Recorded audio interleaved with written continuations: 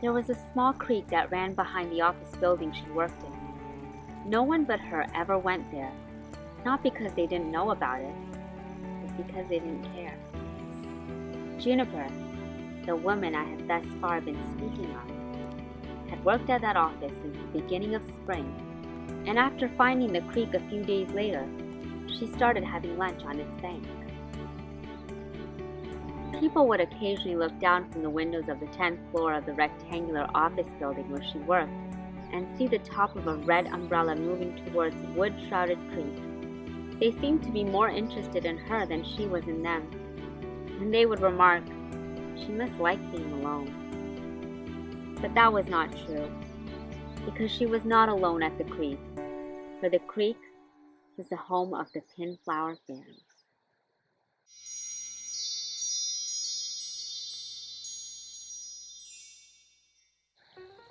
Juniper had never believed in fairies, but when she first saw them playing on the surface of the water, she was not surprised. For some reason, she felt she had always known them. They were 10 or so inches tall and very thin. Juniper thought that they wore clothes, as they all seemed to be different colors, but was never sure. She felt that they were all girls, but the fairies told her that half of them were boys. When the Pin Flower Fairies talked to Juniper, she only heard twinkly, squeaky sounds, but she always knew what they meant. Sometimes, when it was raining, especially hard, the light from the fairies could be seen from her window. They didn't seem as bright from far away, but their colors were stronger. Juniper wondered why nobody else saw them. Maybe they just didn't look. One day at 12 o'clock, Juniper took her lunch bag from her desk drawer, as she did every day, and her umbrella from the hook on the wall, and went outside. When Juniper got to the creek, she spread out her lunch, then took her shoes off and put her feet in the water. She splashed her feet and the fairies flew around the flying water. They usually just talked amongst themselves and didn't address her directly, unless she asked them a question. This day, they were discussing the future of sole proprietorship in the modern global business world. "So," Juniper asked, "have you found anything neat in the water lately?" "Yes," one of them said. She couldn't separate them when they were all grouped together. "I found a watch, but it was broken. Kind of ugly, too." "I wish I could see it," Juniper said. "It's too heavy, so I can't lift it," said one of the fairies.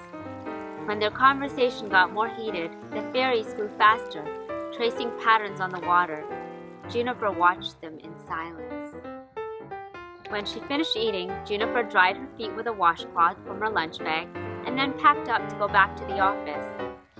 "Bye," said one of the fairies. "Bye," she said.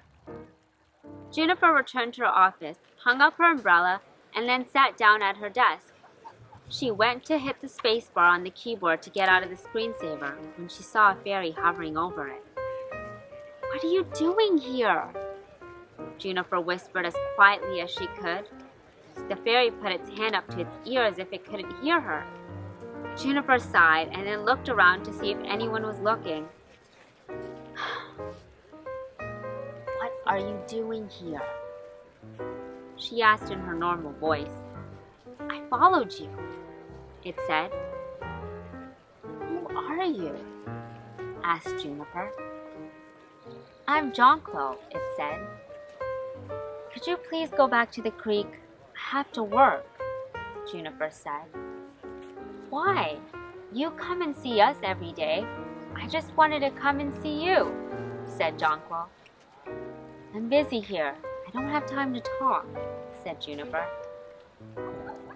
"You don't think we're busy down at the creek? We have important things to talk about," Jonquil pouted. "I like you," said Juniper, just as a woman was walking past. "Thanks," the woman said, confused. I like you too." Juniper faked a smile and the woman walked on. "See?" she said to Jonquil. "It's not the same thing when you guys come here." "I'm hungry. Can you get me some food?" asked Jonquil. Will you go back to the creek if I do? Asked Juniper. The cafeteria was at the opposite corner of the floor Juniper worked on. As she walked, Jonquil hovered just behind Juniper's head, flying left and right, trying to talk to each of her ears. I'm actually considered the smartest pin flower, Jonquil was saying. Most of the others also think I'm the prettiest. But there are 3 of us that are particularly good looking, so there's some debate. Please quiet down, Juniper said. Oh, sorry, said a man in a cubicle she was passing. The woman he was talking to added, I guess we were kind of loud. We'll try to keep it down. Thanks, said Juniper. Sorry to bother you. Juniper continued on to the cafeteria and was happy to find it empty. Gee, everyone's really nice to you. Why don't you eat lunch with them? Asked Jonquil. I just don't. I don't even talk to them.